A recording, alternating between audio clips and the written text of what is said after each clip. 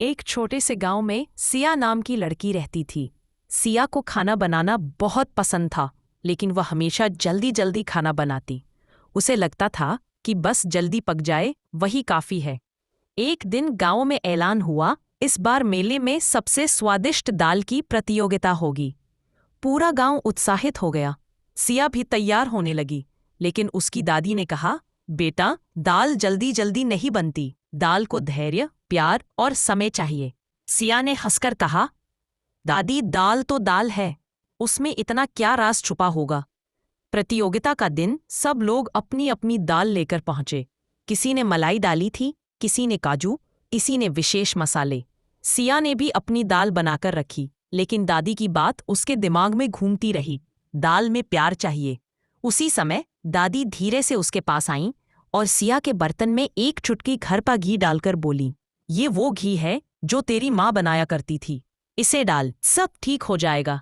सिया थोड़ी भावुक हो गई। उसने दाल को धीरे धीरे हिलाया।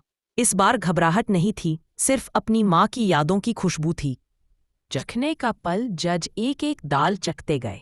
जब वे सिया की दाल के पास पहुंचे, कमरे में महक फैल गई। जज ने एक चम्मच लिया और जैसे ही दाल मुंह में गई, उनका चेहरा खिल उठा।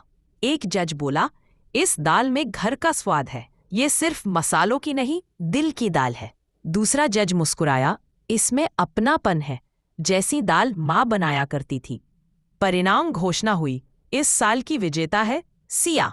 सिया की आंखें भर आईं। उसने दादी को गले लगाया और बोली, दादी, आज समझ में आया, खाना सिर्फ पकता नहीं, महसूस किया जाता है। दादी ने उसके सिर पर हाथ फेरा और बोली, याद रख सिया, सबसे स्वादिष्ट खाना वही होता है जिसमें थोड़ा सा समय और थोड़ा सा प्यार मिला हो। कहानी की सीख, जल्दी में बनाया खाना पेट भरता है, लेकिन प्यार से बनाया खाना दिल भरता है। इतने बड़े बड़े शेफ आएंगे, मैं कैसे जीतूंगी? लेकिन भीतर कहीं उसकी माँ की याद उसे हिम्मत दे रही थी। उसने डायरी उठाई और कहा, ठीक है, कोशिश करके देखती हूँ। तैयारी का पहला दिन। प्रतियोगिता में 3 राउंड थे। 1 नाश्ता, 2 मुख्य भोजन, 3 मिठाई। अन्वी ने सोचा कि वह कुछ ऐसा बनाए जो उसकी माँ बनाती थी। वह डायरी के पन्ने पलटती रही।